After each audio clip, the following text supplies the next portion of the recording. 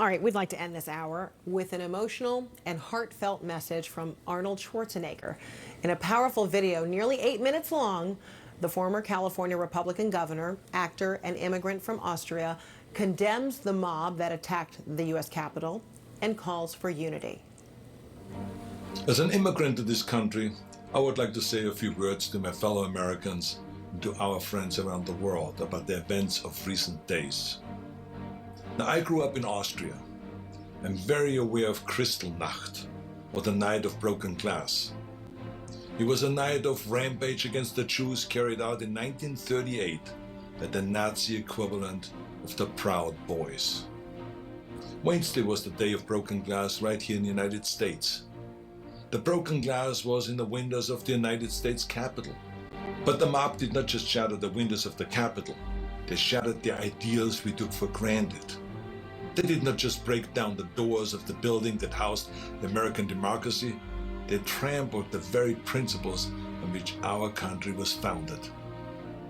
Now, I grew up in the ruins of a country that suffered the loss of its democracy. I was born in 1947, 2 years after the Second World War.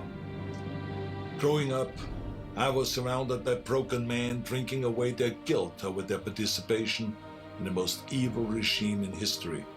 Not all of them were rabid anti-Semites or Nazis. Many just went along, step by step, down the road. They were the people next door. Now, I've never shared this so publicly because it is a painful memory. But my father would come home drunk once or twice a week, and he would scream and hit us and scare my mother. I did not hold him totally responsible because our neighbor was doing the same thing to his family, and so was the next neighbor over. I heard it with my own ears and saw it with my own eyes. They were in physical pain from the shrapnel in their bodies and in emotional pain from what they saw or did. It all started with lies and lies and lies and intolerance. So being from Europe, I have seen firsthand how things can spin out of control. I know there is a fear in this country and all over the world that something like this could happen right here.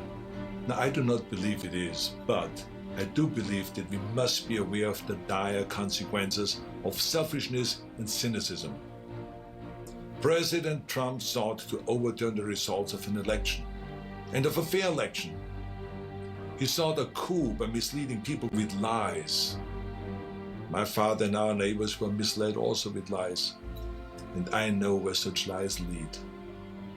President Trump is a failed leader. He will go down in history as the worst president ever. The good thing is that he soon will be as irrelevant as an old tweet. But what are we to make of those elected officials who have enabled his lies and his treachery? I will remind them of what Teddy Roosevelt said. Patriotism means to stand by the country. It does not mean to stand by the president. Now, John F. Kennedy wrote a book called Profiles in Courage. A number of members of my own party, because of their own spinelessness, will never see their names in such a book, I guarantee you. They're complicit with those who carried the flag of self-righteous insurrection into the Capitol. But it did not work. Our democracy held firm. Within hours, the Senate and the House of Representatives were doing the people's business and certifying the election of President-elect Biden. What a great display of democracy. Now, I grew up Catholic. I went to church, to Catholic school. I learned the Bible and my catechism and all of this. And from those days, I remember a phrase that is relevant today: a servant's heart. It means serving something larger than yourself. See, what we need right now from our elected representatives is a public servant's heart. We need public servants that serve something larger than their own power or their own party. We need public servants who will serve higher ideals, the ideals in which this country was founded, the ideals that other countries look up to. Now, over the past few days, friends from all over the world have been calling me distraught. and worried about us as a nation. One woman was in tears about America, wonderful tears of idealism about what America should be. Those tears should remind us of what America means to the world. Now, I've told everyone who has called that as heartbreaking as all of this is, America will come back from these dark days and shine our lights once again. Now you see this sword? This is the Conan sword. Now here's the thing about swords.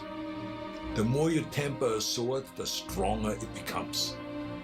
The more you pound it with a hammer and then heat it in the fire and then thrust it into the cold water and then pound it again and plunge it into the fire and into the water, the more often you do that, the stronger it becomes.